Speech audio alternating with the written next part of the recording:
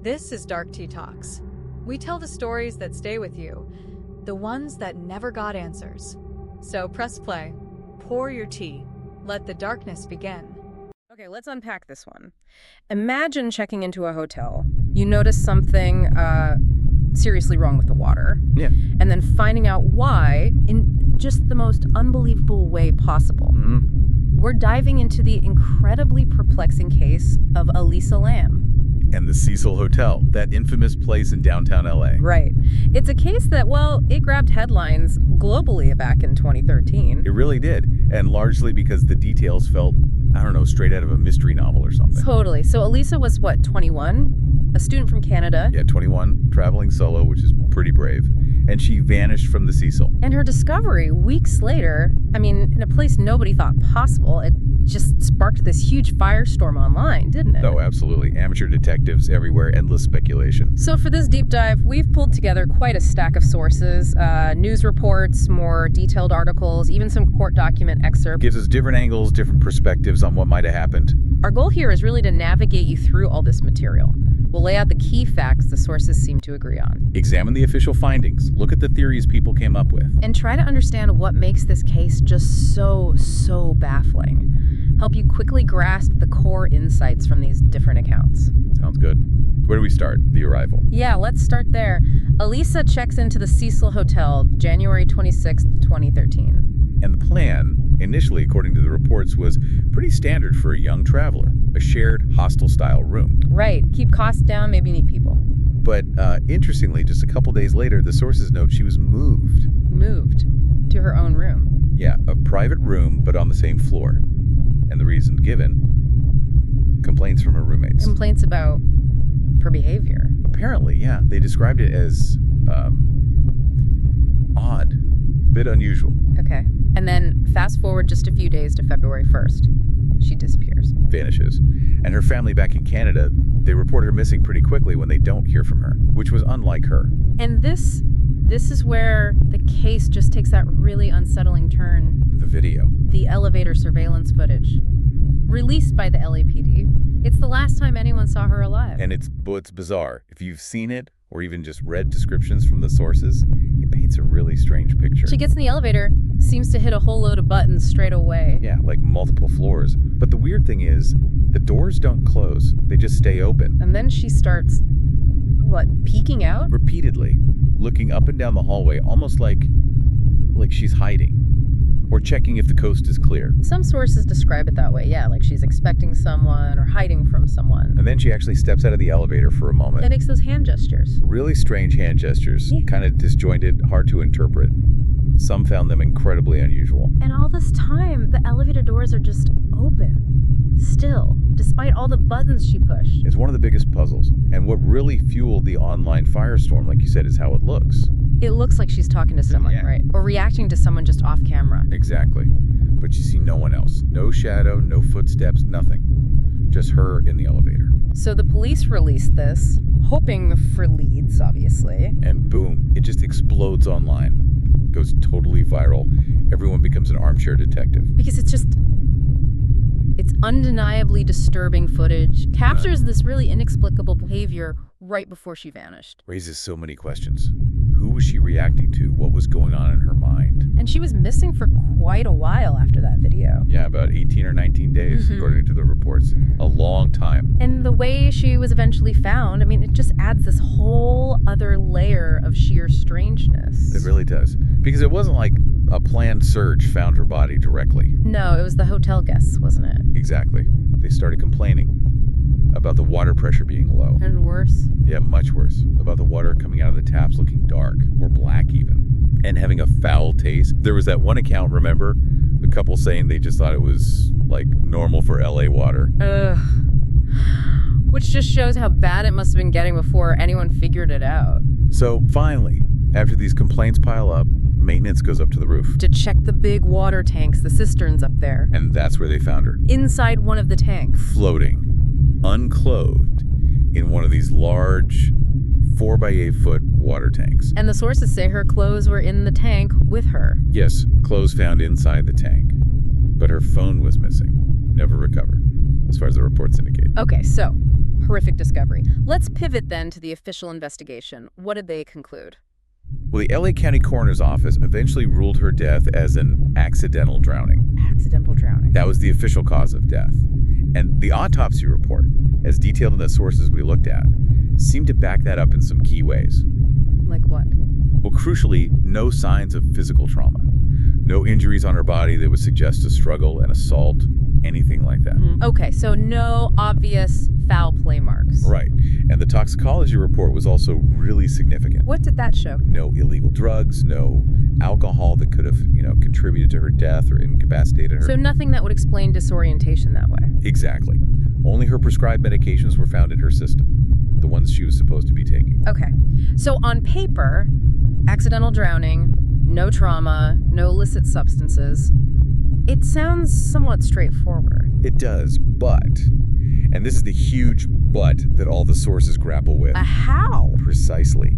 The sheer physical difficulty, maybe even impossibility, of getting into that water tank alone, especially accidentally. Yeah, this is where it gets mind-bending, just getting to the roof, right? That itself is presented as a major challenge in the reports. You'd either have to use the fire escapes outside, Which means climbing out a window somewhere. or get through a locked rooftop access door.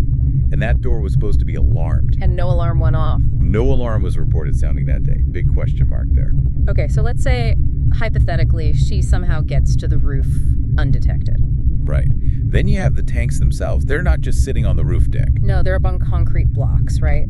You have to get onto a platform first. Yeah, climb onto a platform, then climb a ladder about 10 feet high, sources say. And then deal with the lid. A heavy lid, like 20 pounds heavy, according to descriptions. You'd have to lift that open Okay, so ladder, heavy lid. to get inside the tank. And somehow close that heavy lid again from the inside. Exactly. How do you pull or push a 20-pound lid closed from inside a water tank you just climbed into? It seems incredibly difficult, if not impossible, to do alone. That's the core puzzle. It's what makes the official accidental drowning ruling so hard for so many people, including many source authors, to just accept easily. Especially with her clothes found inside the tank with her, adds another layer of how. Right, so you've got this massive disconnect. The official cause of death says one thing. Accidental drowning, supported by the autopsy. But the physical mechanics of where she was found seem to scream something else, or at least something much more complicated. And this tension, this is what really drives all the different explanations and theories we see in the sources. Absolutely. And one of the most prominent angles discussed is Elisa's known mental health history. Which the reports confirm she had. Yes, documented history. Diagnosed with bipolar disorder and also depression. Some accounts even describe it as an extreme form of bipolar disorder. And this wasn't the first time she'd had issues. No.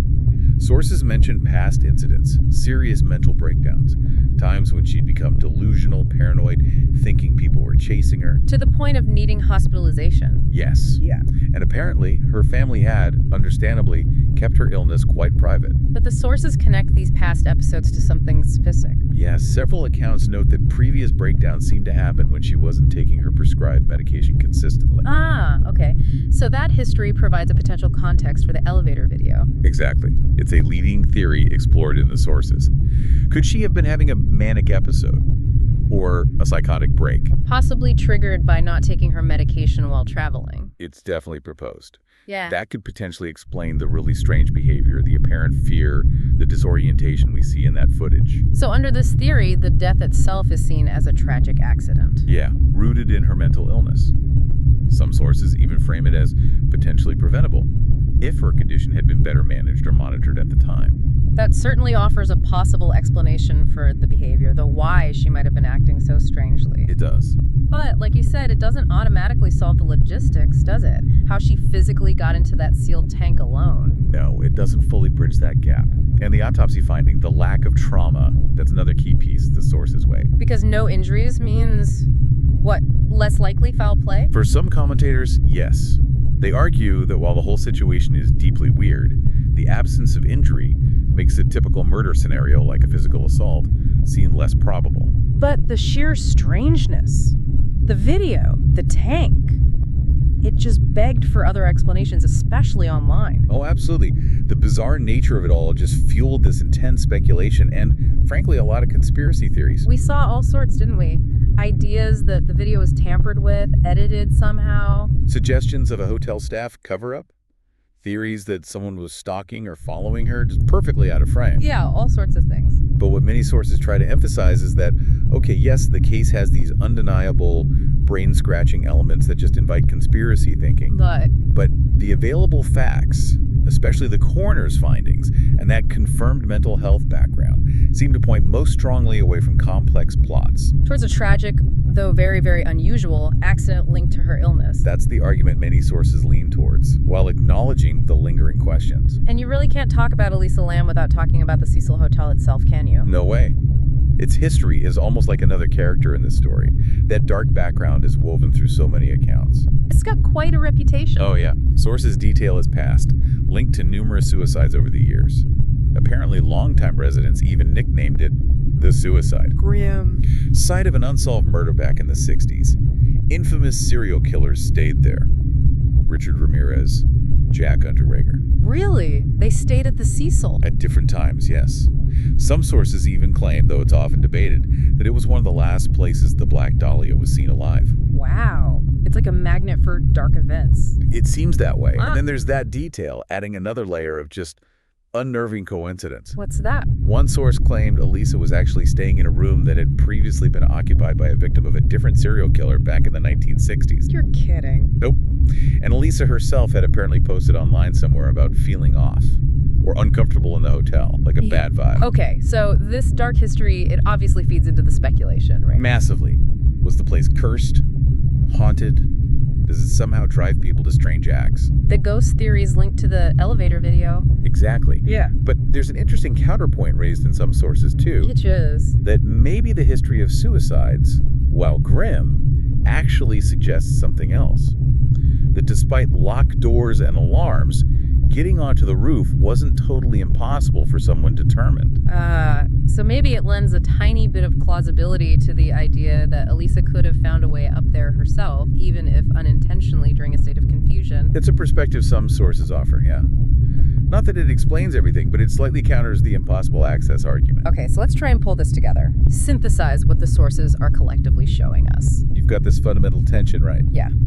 On one side, the official ruling, accidental drowning. Supported by the medical evidence, no trauma, toxicology clear except for prescriptions.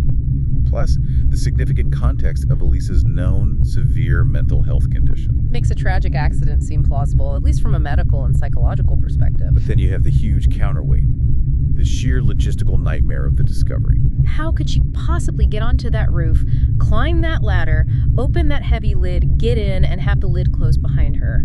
Alone. The physical evidence of how she ended up there just doesn't neatly fit a simple accident, even one involving disorientation or psychosis.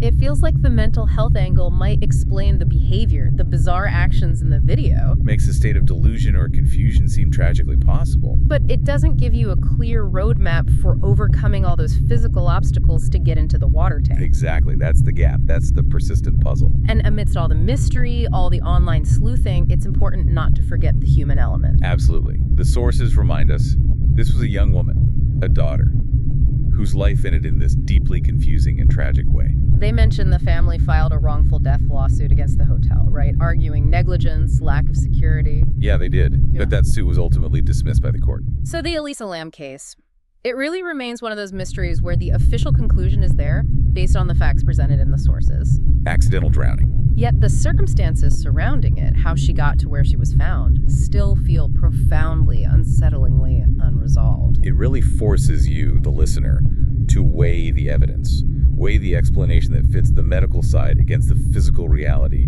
of that water tank. So, was it just a perfect storm? A terrible, tragic outcome where a severe mental health crisis intercepted with these incredibly strange circumstances at the Cecil? Is the accident explanation rooted in the medical facts the only one that truly holds up, despite the logistical questions? Or those baffling logistics getting into that tank? I mean, there are still fundamental unanswered questions here. Questions that maybe the sources, for all their detail, just can't fully resolve. It's definitely something the case leaves you thinking about long after you hear the details, that lingering sense of How?